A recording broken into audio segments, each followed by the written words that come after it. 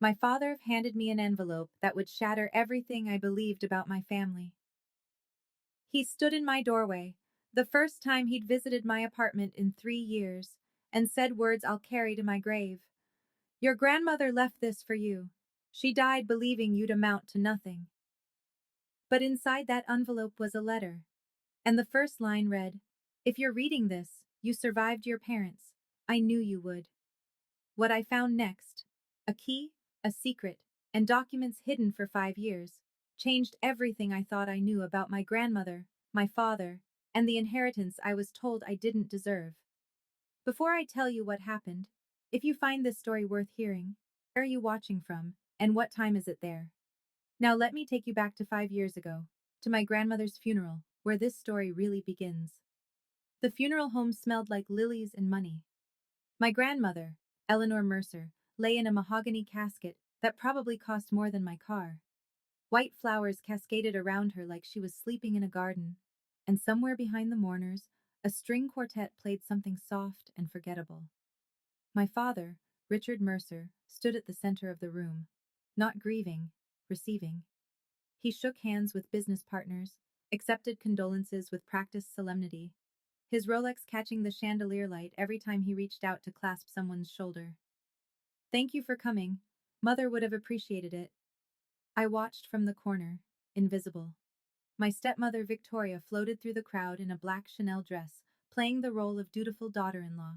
She guided my half-brother Derek, then 19, home from his freshman year at an Ivy League school, to stand beside our father. This is Derek, she told everyone who would listen. Eleanor's beloved grandson. She adored him. No one introduced me.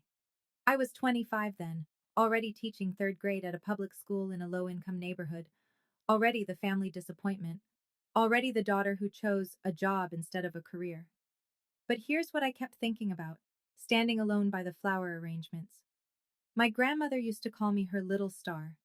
She taught me to read before kindergarten. She let me stay with her for 2 years after my mother died, and those were the happiest years of my childhood.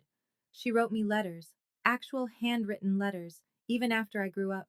She always had stationery in her desk drawer, cream-colored paper with her initials embossed at the top.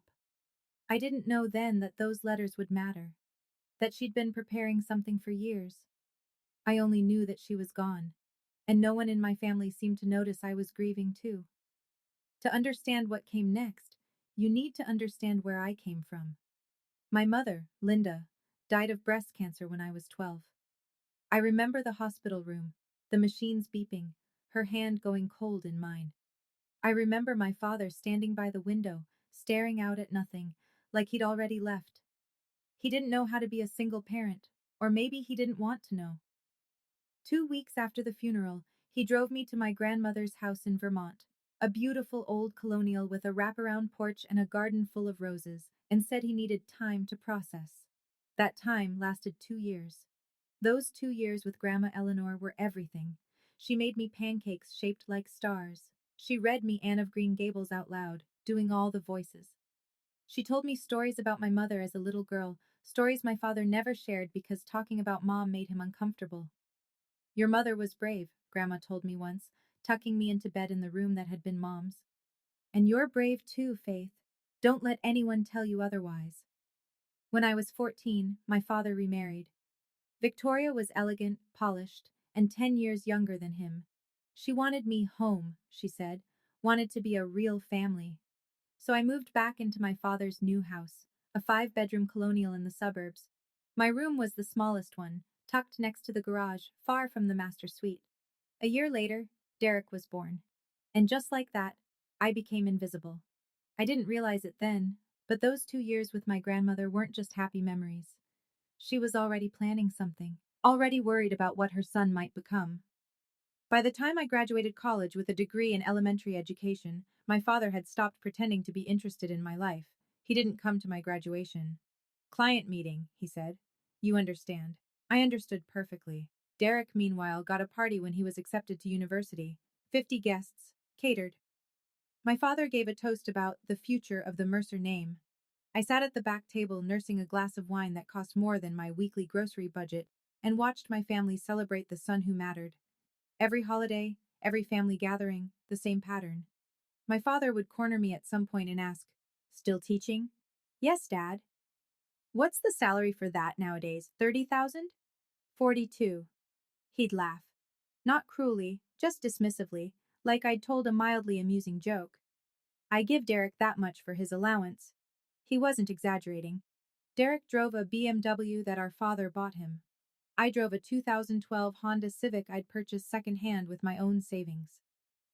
"Daughters," my father once said to a business partner at Thanksgiving, loud enough for me to hear. "They don't understand ambition. It's biological. Women think small. Family, feelings, that sort of thing. Nothing wrong with it. Just don't expect them to build anything." Victoria would nod along, patting my hand sympathetically. "Faith is nurturing," she'd say, like it was a consolation prize. That's her gift. My gift. Teaching children to read, staying late to help struggling students, making $42,000 a year while my father bought boats. I never argued, never defended myself. I'd learned early that arguing with Richard Mercer only made things worse. So I stayed quiet. I stayed small. And I believed, for a very long time, that my grandmother had been disappointed in me too. 2 weeks after the funeral, we gathered for the reading of my grandmother's will. The law office was downtown, all dark wood and leather chairs. My father sat at the head of the table like he owned the place. Victoria was on his right, Derek on his left. I sat at the far end, near the door. The attorney, not someone I recognized, a younger man who kept glancing at my father nervously, cleared his throat and began reading. I don't remember most of it. Legal language, property descriptions, charitable donations. What I remember is this. To my son, Richard Mercer, I leave 90% of my estate, to be managed and distributed among family members at his discretion. My father nodded, unsurprised. To my granddaughter, Faith Mercer, I leave the sum of $10,000 to be used toward the purchase of a reliable vehicle. $10,000. Enough for a used car. That was it. Victoria reached over and squeezed my hand. "That's sweet," she whispered. "She wanted you to be safe on the road." I nodded, unable to speak. Derek didn't even look at me. He was already asking our father about investment strategies for his portion.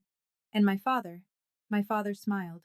Not a happy smile, a satisfied one. "Mother always knew what people deserved," he said. I signed where they told me to sign. I shook hands with the attorney. I walked out of that office believing that my grandmother, the woman who called me her little star, had looked at my life and found it wanting. But something nagged at me. The attorney, he'd hesitated before reading certain sections. His eyes had flickered to my father, then away. I didn't think much of it at the time. I should have. 5 years passed. I kept teaching. I moved into a studio apartment, 400 square feet of independence that I could actually afford. I stopped going to most family gatherings. Nobody seemed to notice. Then came my 30th birthday. I'd bought myself a small cake from the bakery down the street. Chocolate with raspberry filling, my favorite. I was sitting alone at my tiny kitchen table, a single candle lit, when the doorbell rang. I wasn't expecting anyone. When I opened the door, my father was standing there. First time he'd visited in 3 years. He was wearing a cashmere coat that probably cost more than my rent, and he was holding a yellowed envelope. "Found this in Mother's things," he said, not bothering with hello. "Must have gotten mixed in with some old papers. Figured you'd want it." He held it out. I took it. "Don't get your hopes up," he added, already turning to leave. "She wrote it before she died, probably some sentimental nonsense." He paused at the top of my stairs. "She died believing you'd amount to nothing, you know. Told me herself. Said she worried about you." Then he was gone. I stood in my doorway, holding the envelope, my birthday cake melting behind me. The paper was old, slightly brittle, my grandmother's handwriting on the front. For Faith, to be delivered on her 30th birthday. My father hadn't opened it. The seal was still intact, that old-fashioned wax seal my grandmother used, with her initials pressed into it.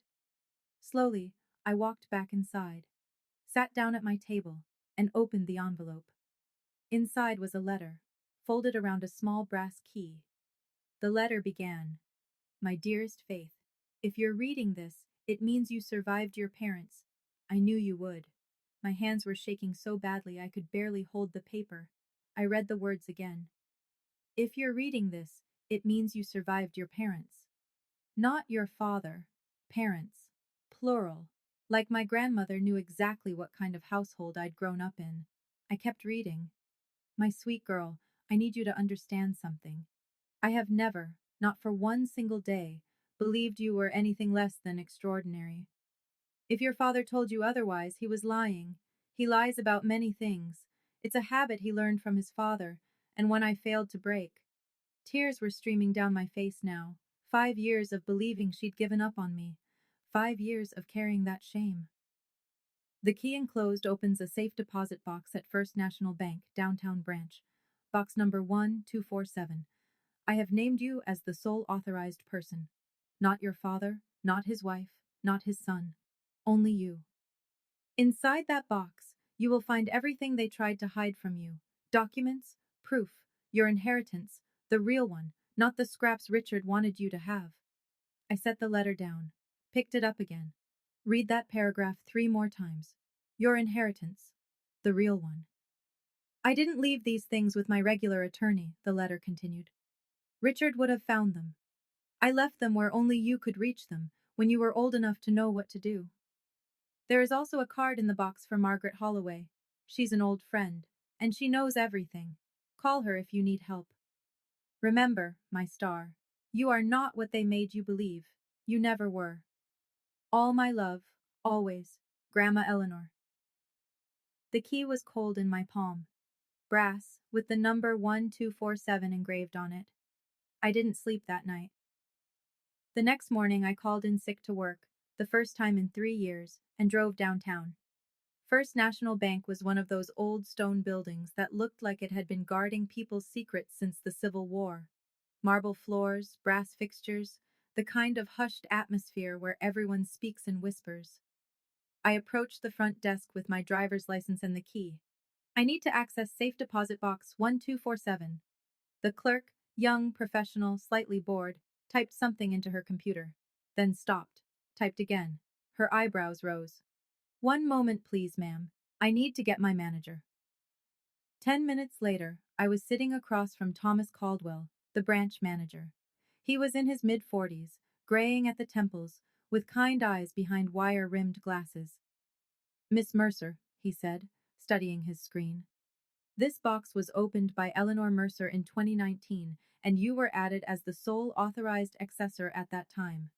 No one else, he emphasized those words carefully, has permission to open it. Several inquiries have been made over the years, but we've followed Mrs. Mercer's instructions precisely. Inquiries? I asked. From whom? He hesitated. I'm not at liberty to say, but your grandmother was very specific. She told me personally, if anyone else asks, including my son, tell them there's nothing here. And I have. He leaned forward slightly. She also told me something else, Miss Mercer. She said, when my granddaughter comes, and she will come, tell her I never stopped believing in her. Not for one day. I couldn't speak. My throat had closed up completely. Thomas Caldwell stood. Let me take you to the vault. He led me through a heavy steel door, down a corridor lined with hundreds of small metal boxes, to number 1247. Take all the time you need, he said, and left me alone. The box was larger than I expected. Inside was a thick manila folder, a smaller envelope, and a leather portfolio embossed with a law firm's name I didn't recognize. I started with the folder. The first document made me sit down hard on the vault room's small bench. Last will and testament of Eleanor Grace Mercer. Executed, March 15, 2019. 2019, 2 years before she died. After the will I'd heard read in that attorney's office. I scanned the pages, legal language swimming before my eyes until I found the key paragraphs. To my granddaughter, Faith Eleanor Mercer, I bequeath the following. My education trust fund, currently valued at approximately $1.8 million, to be used for her personal enrichment and security, and my property located at 847 Mountain View Road, Stowe, Vermont, currently valued at approximately $1 million, which she may inhabit, sell, or manage at her sole discretion. $2.8 million. The property in Vermont. The house where I'd spent the happiest 2 years of my childhood. I kept reading.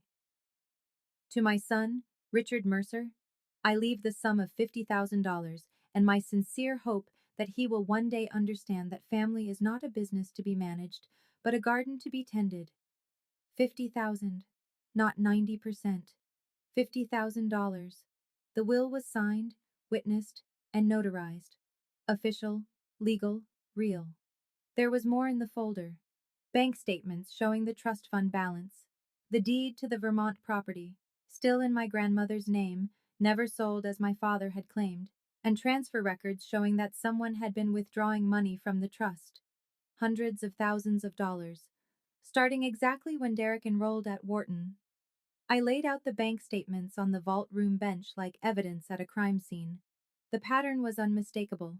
September 2022, $85,000 withdrawn. Derek's first year at Wharton, September 2023, $82,000 withdrawn. Second year, May 2024, $150,000 withdrawn, noted as business investment. Mercer Properties, LLC. Total, $317,000 from my trust fund, money my grandmother left specifically for me. And that wasn't counting the Vermont house, which my father had told everyone was sold to cover estate taxes. The deed in my hands said otherwise. The property was still there, still titled to Eleanor Mercer, still mine. I sat in that vault room for almost an hour, reading and rereading. My hands had stopped shaking. Something else had replaced the shock, something cold and clear. Derek's MBA, his prestigious degree, his networking events, his future CEO trajectory. All of it paid for with my inheritance. My father's expansion of his real estate business, funded by money that was supposed to be my security, and they'd done it while telling me my grandmother was disappointed in me, while making me believe I deserved nothing. At the bottom of the folder, I found a handwritten note from my grandmother. Faith, I know what you're feeling right now, betrayed, furious, perhaps even broken. But you're not broken, my star. You never were. I didn't leave you defenseless. Read everything, call Margaret, and remember, the truth has a way of finding the light. Sometimes it just needs a little help. I packed everything back into the folder, tucked it under my arm, and walked out of that vault. The Faith who went in was a woman who believed she'd been forgotten. The Faith who came out knew she'd been robbed, and she was going to get it all back. Margaret Holloway answered on the second ring. Miss Mercer? Not a question. Like she'd been waiting for this call for years. Your grandmother told me you'd reach out eventually. I just wasn't sure when. Margaret's office was in a converted brownstone on a tree-lined street, the kind of place that whispered old money and discretion. She met me at the door herself, a silver-haired woman in her early 70s with sharp eyes and a handshake that meant business. I was Eleanor's attorney for her real estate planning, she explained, leading me to a sitting room with tea already waiting. Not the family attorney, Richard controlled that relationship. I was her friend first, her legal counsel second. She poured tea with steady hands. I witnessed the 2019 will. I notarized it. I have copies of everything you found in that box, plus email confirmations from the notary public and both witnesses. She met my eyes. Your father submitted the 2015 will to probate court, the one that predates the 2019 version. In legal terms, that's called fraud. The word hung in the air. Fraud. What are my options? I asked. Margaret set down her teacup. Option 1, we go to the authorities, file charges. Your father could face felony charges for executor fraud and potentially theft. There would be an investigation, a trial, media coverage. She paused. Option 2, we confront him directly, with evidence, and negotiate a settlement. Full transfer of the trust fund and property, plus restitution for what was taken. In exchange, we don't pursue criminal charges. Would he agree to that?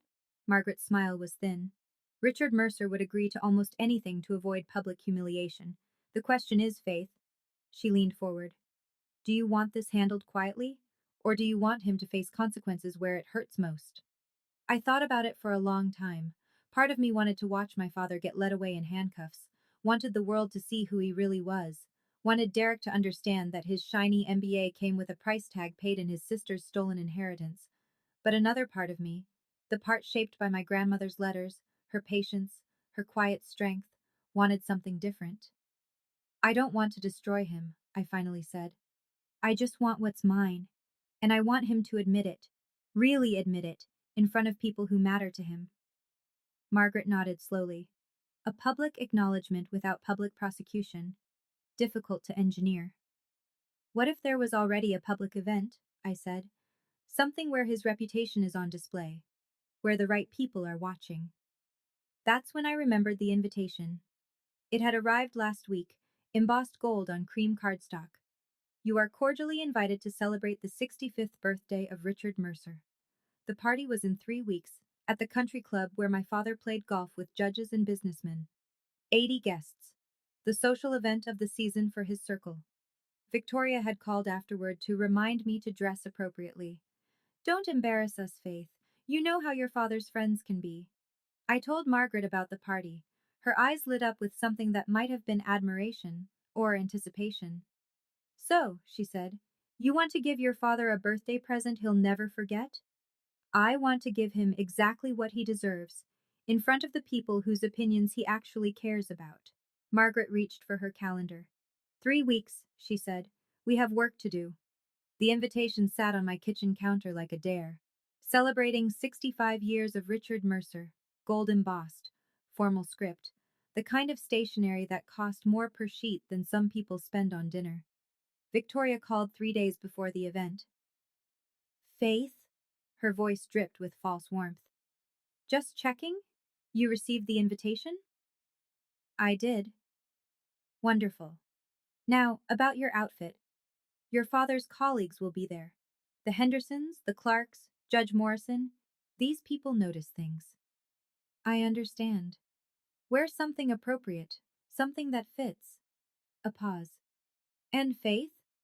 Don't stand in the corner like you did at your grandmother's funeral. It looks odd. Mingle, smile, act like part of the family. I counted to 3 before responding. I'll do my best to represent the family well, Victoria. That's all we ask. She hung up. I looked at the dress I'd already chosen, hanging in my closet. Navy blue, simple but elegant. My grandmother's pearl earrings to go with it, the only jewelry she'd left me outright, placed in the safe deposit box instead of listed in any will. And in my bag, a folder. Certified copies of every document I'd found. The 2019 will, the bank statements, the deed, the notary's confirmation. Margaret would be there too. Not as my guest, as someone who had so many fond memories of Eleanor and had heard about the celebration through mutual friends. Perfectly innocent, completely deniable. My father wanted a birthday party. He was going to get one, and for the first time in 30 years, I was going to speak up at a family gathering. The difference was, this time, I had the receipts. I need to pause here for a moment, because this is the part where everything changed, where I stopped being the daughter who accepted whatever scraps my family threw at me and started being someone else entirely. Have you ever stood at a crossroads like that? Knowing that whatever you choose, there's no going back? If you're still with me, if this story resonates with something in, not for me, for everyone else out there who needs to know they're not alone. Now, let me tell you about the week before the party. 1 week before the party, my father summoned me. That's the only word for it. Summoned. A text message that read, "Come to the house. 7 p.m. Family meeting." I drove to the house I'd grown up in, the 5-bedroom colonial that had never felt like home. Victoria answered the door and led me to my father's study without a word. He was waiting behind his mahogany desk, leather chair throne-like behind him. Derek sat on a side chair, looking uncomfortable. Victoria positioned herself near the window, watching. Sit, my father said. I sat. I've heard something disturbing. His voice was ice. Someone at First National mentioned you came in asking about mother's affairs, asking about safe deposit boxes. I kept my face neutral. I was curious. Curious, he leaned forward. Let me be clear, Faith. Whatever you think you know, whatever you think you found, you're wrong. Mother's estate was settled 5 years ago. Legally, properly. End of discussion. Dad, Derek started. Quiet. Richard's eyes never left mine. If you start digging into settled matters, making accusations, causing problems, he smiled, but there was no warmth in it. People will think you've lost your mind. The grieving granddaughter, desperate for attention. Mental illness runs in families, you know. Your mother had her struggles. I felt the words like a slap. My mother's depression, weaponized. I would hate, my father continued, for your colleagues at that little school to hear that you've become unstable. It would be such a shame for your career. I stood up slowly. Thank you for your concern, Dad. I'll see you at your birthday party. I walked out without looking back. In my car, I let myself shake for exactly 1 minute. Then I drove home, pulled out my phone, and texted Margaret. He's scared. That means we're right. The next morning, Victoria called. Faith, honey, her voice was syrupy with fake concern. Your father was harsh last night. He's just protective of the family. You understand. I understand. Good. Because we all want what's best. Your grandmother's memory, the family reputation. It's important to keep these things private. A pause. You're coming to the party, aren't you? It would look so strange if you didn't. People would talk. I'll be there. Perfect. She sounded relieved. And Faith, maybe we could have lunch afterward. Just us girls. I feel like we've grown apart. I almost laughed. Grown apart, like we'd ever been close. That sounds nice, Victoria. Wonderful. See you Saturday. She hung up, mission accomplished. The difficult daughter had been pacified. The family machine could roll on undisturbed. What Victoria didn't know, what none of them knew, was that I'd recorded every word of that family meeting. My phone had been in my pocket, voice memo running, from the moment I walked in. 30 minutes of my father threatening my career, invoking my mother's mental health, essentially admitting there was something worth hiding. I sent the file to Margaret that evening. Beautiful, she wrote back. Not admissible in court without consent, but excellent insurance. If he tries anything after Saturday, we have options. I sat alone in my apartment, looking at my grandmother's letter one more time. You're not broken, my star. You never were. I hadn't felt like a star in decades. I'd felt like a burden, a disappointment, an afterthought. But maybe that was the point. Maybe that's what they needed me to believe. Saturday was 3 days away, and for the first time in my life, I was ready to shine. The night before the party, I almost backed out. I sat at my kitchen table at 11 p.m., grandmother's letter in front of me, and every doubt I'd ever had came flooding back. What if I was wrong? What if the documents were somehow invalid, outdated, superseded, legally meaningless? What if my father was right, and I was just a desperate, delusional woman grasping at conspiracies to explain why her life hadn't turned out the way she wanted? What if my grandmother had written that letter during a moment of confusion, and the real will, the one that left me nothing, was actually what she intended? I picked up my phone and dialed Margaret. It was 11:47 p.m. She answered on the third ring, voice alert. Faith, what's wrong? What if I'm wrong? The words tumbled out. What if this is all a mistake and I humiliate myself in front of 80 people and my father is right about everything? Silence. Then, Faith, I need to tell you something. Eleanor called me 3 days before she died. She was in hospice. She knew the end was close. I couldn't breathe. She said, Margaret, my son is going to try to take everything from Faith. He's been planning it for years. Promise me you'll help her when the time comes. And I promised. Why didn't you contact me sooner? Because Eleanor asked me not to. She said you needed to find your own strength first. You needed to be ready. Margaret's voice softened. You're ready now, Faith. I've seen the documents. I witnessed that will myself. You're not delusional. You're not wrong. Your grandmother believed in you until her very last breath. I was crying. Not sad tears, release tears. The kind that come when something heavy finally lifts. I'll see you tomorrow, I said. Yes, Margaret replied. You will. The morning of my father's birthday, I arrived at Margaret's office at 9 a.m. She had everything laid out on her conference table. Certified copies of the 2019 will, the bank statements, the property deed, notarized affidavits from the witnesses, email confirmation from the notary public. Here's the strategy, she said, straightening her reading glasses. We wait for the toast. Your father will give a speech. He always does, and he'll almost certainly mention your grandmother. When he finishes, you ask to say a few words. He won't let me. He won't have a choice, not in front of Judge Morrison and half of his business network. Refusing to let his own daughter speak at his birthday party would look petty. She smiled thinly. Richard cares about appearances above all else. Use that. We practiced. What I would say, how I would say it, when to present the documents. Don't raise your voice, Margaret coached. Don't cry. Don't accuse present. Let the papers speak. Let the numbers tell the story. At noon, she handed me a slim leather folder. Everything you need, and Faith, she gripped my shoulder. If Richard tries to have you removed, I'll be there. The notary will be there. I invited her as my +1. The witnesses to your grandmother's will, both attending.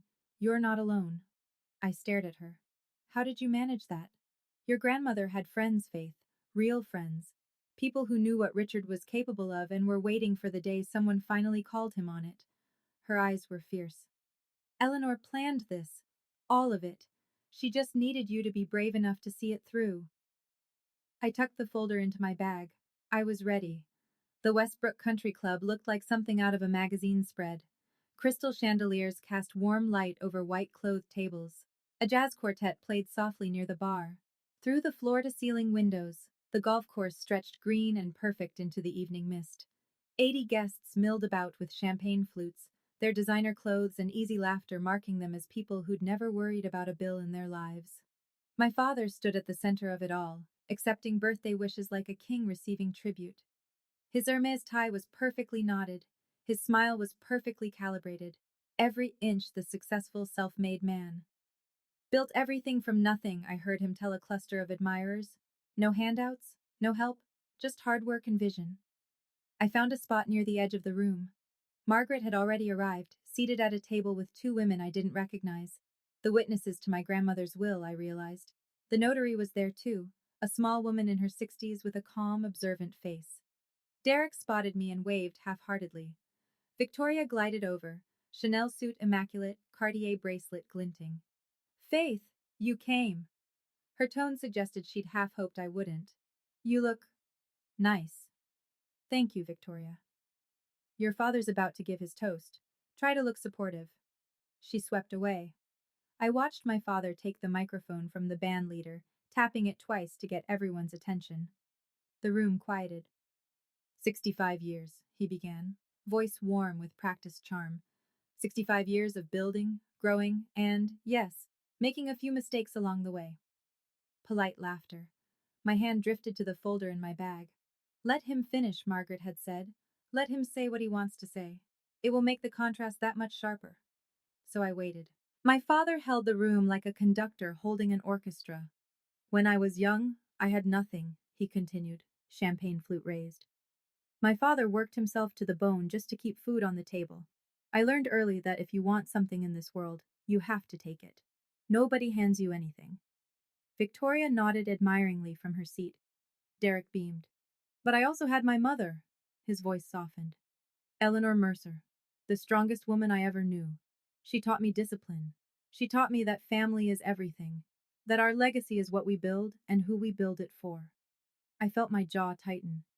Mother passed 5 years ago, but her spirit lives on in this family, in the values she instilled, in the future she helped me create.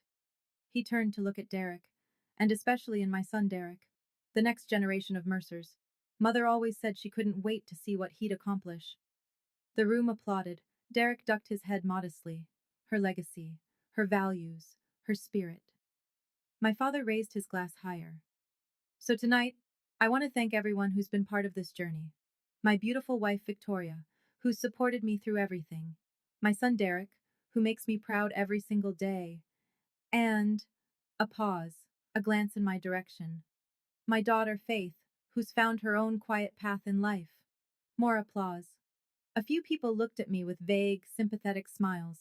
Quiet path. Even at his birthday toast, he couldn't resist the dig.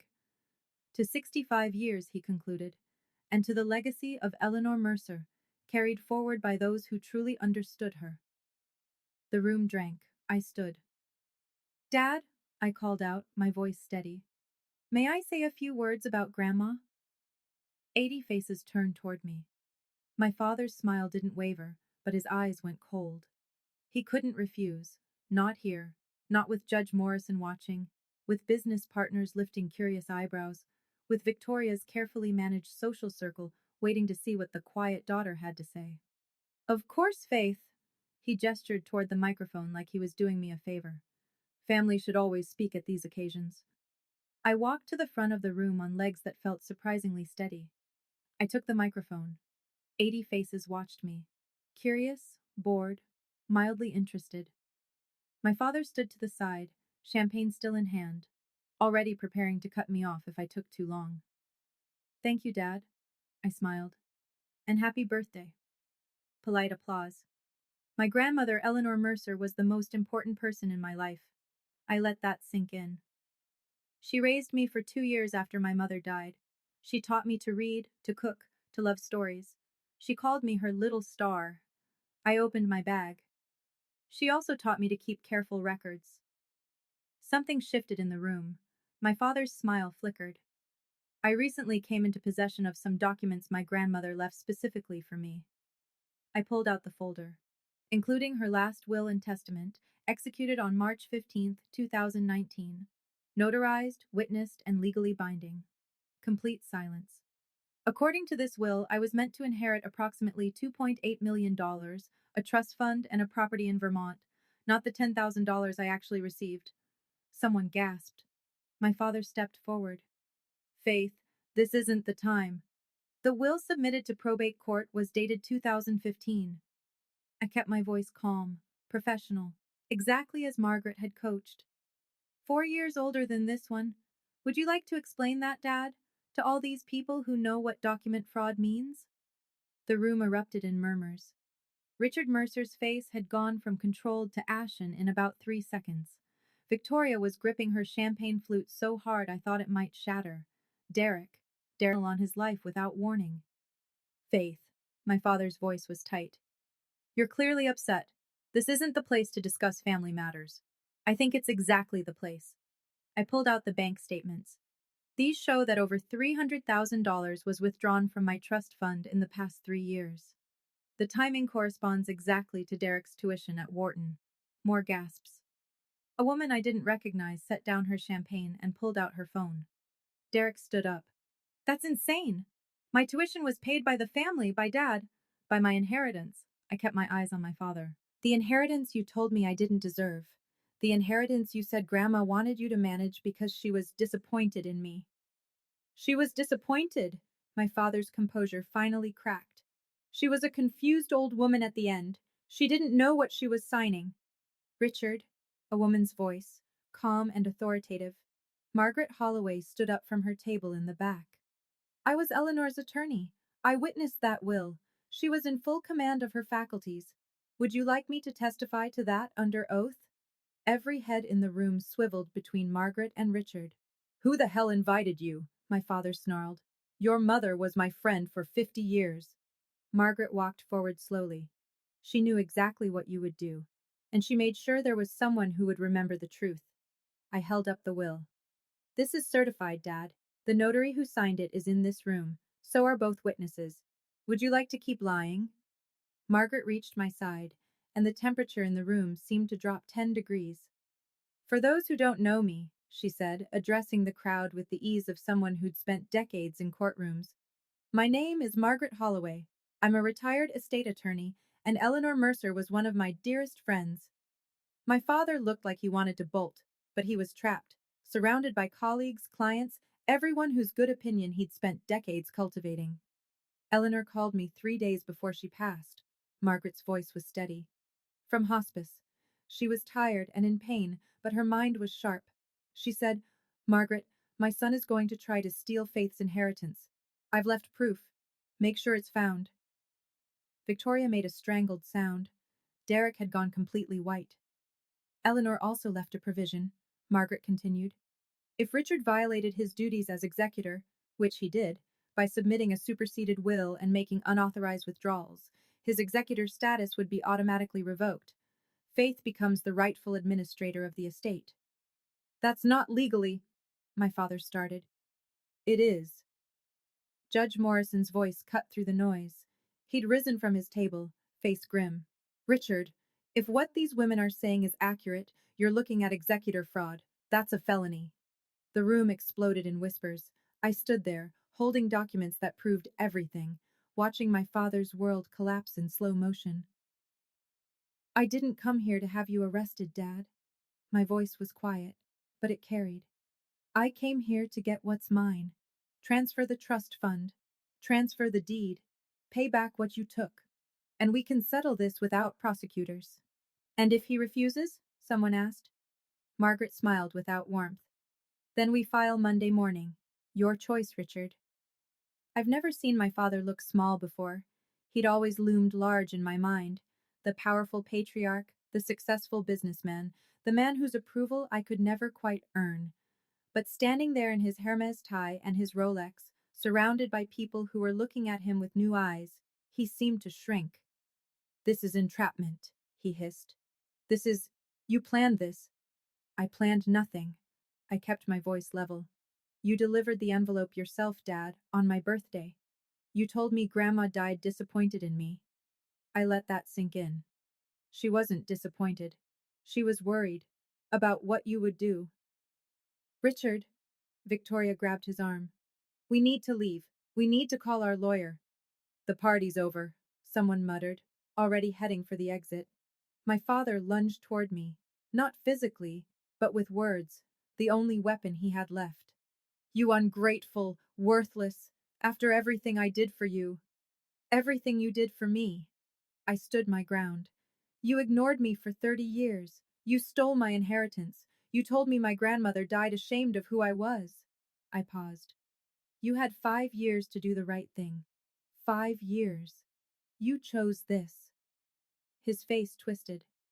You'll regret this. No. I handed the folder to Margaret. You had choices. Every step of the way, you had choices. You chose to lie. You chose to steal. You chose to make me believe I was worthless. I took a breath. Those were your choices, Dad, not mine. The room had mostly emptied now. A few people lingered. Judge Morrison, the notary, the witnesses, people who would remember what happened here. My father stared at me like he was seeing a stranger. Maybe he was. Maybe he'd never seen me at all. People asked me what it felt like after. Was it victory? Revenge? Satisfaction? Honestly, it was exhaustion. The kind that comes after you've been holding your breath for years and finally, let it out. I didn't feel like celebrating. I felt like sleeping for a week. If you're still watching, if any part of this story has made you think about your own family, your own boundaries, the things you've accepted that maybe you shouldn't have, I want you to know you're not alone, and your story isn't over. A like or a share means more than you know. Now let me tell you what happened next. The fallout was swift. Within 2 weeks of that birthday party, my father was facing an official investigation for executor fraud. His attorney, a different one from the man who'd read the fake will 5 years ago, reached out to Margaret with an offer. Richard would transfer the remaining trust fund balance, approximately $1.5 million, to me immediately. He would sign over the deed to the Vermont property. He would pay restitution of $350,000 to cover what he'd already withdrawn, plus interest, and he would formally relinquish his executor status. In exchange, I agreed not to pursue criminal charges. Some people thought I let him off easy. Maybe I did. But watching my father go to prison wasn't going to bring back the years I'd spent believing my grandmother hated me. It wasn't going to undo the damage to my self-worth. And honestly, I didn't want revenge. I just wanted what was mine. The consequences rippled outward anyway. Derek had to take out loans to finish his final semester at Wharton.